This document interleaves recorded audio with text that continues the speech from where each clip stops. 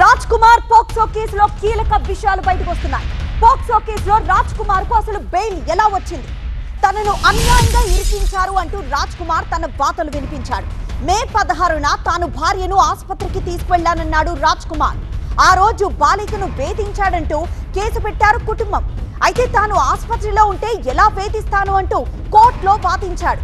గతంలో బాలిక తండ్రికి అప్పిచ్చానని వాటిని తిరిగి ఇవ్వమన్నందుకే తనపై కేసు పెట్టారన్నాడు రాజ్ కుమార్.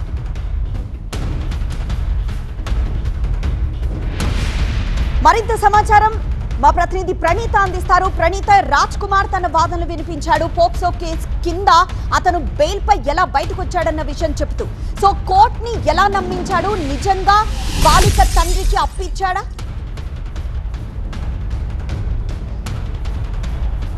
సో అంశాలన్నీ కూడా రాజ్ కుమార్ దొరికిన తర్వాత తెలుస్తుంది. సో ఇప్పుడు అతడికి సంబంధించినటువంటి మెయిన్ కేసు ఏదైతే ఈ మర్డర్ చేసేందుకు సెంట్రిక్గా మారిందో, ఈ పోక్సో కేసులో తనని అరెస్ట్ చేయకుండా ఉండేందుకు రంగారెడ్డి కోర్టులో రాజ్ కుమార్ వేసినటువంటి యాంటిసిపేటరీ బెయిల్కి సంబంధించినటువంటి ఆర్డర్ కాపీ ఇది.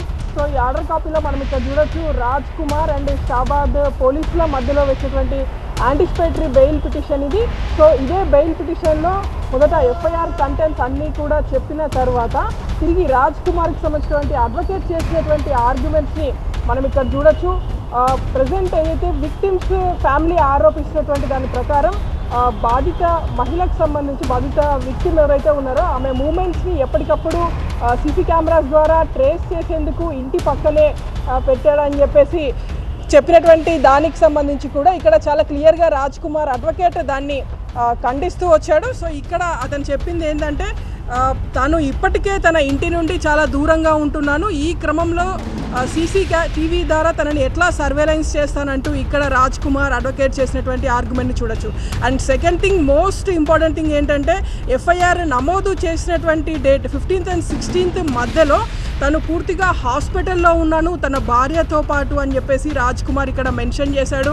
సో ఇదే ఆర్గ్యుమెంట్ని రాజ్ కుమార్ అడ్వకేట్ కోర్టులో కూడా తెలిపారు. So on 15th May the petitioner was in hospital along with his wife and false report is LADS.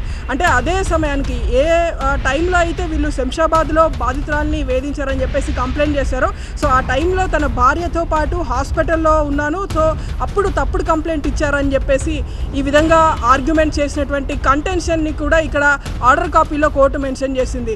And final important thing ఇంకొకటి, తన భర్త అంటే ఇప్పుడు ఎవరైతే విక్టిమ్ మదర్ కంప్లైంట్ చేశారో ఆమె భర్త రాజ్ కుమార్కి డబ్బులు ఇవ్వాల్సి ఉంది. సో ఆ డబ్బులు ఎక్కడ తాము అడుగుతామని చెప్పేసి ఈ తరహాలో ఫాల్స్ కంప్లైంట్ పెట్టారని చెప్పేసి ఇక్కడ మెన్షన్ చేశారు.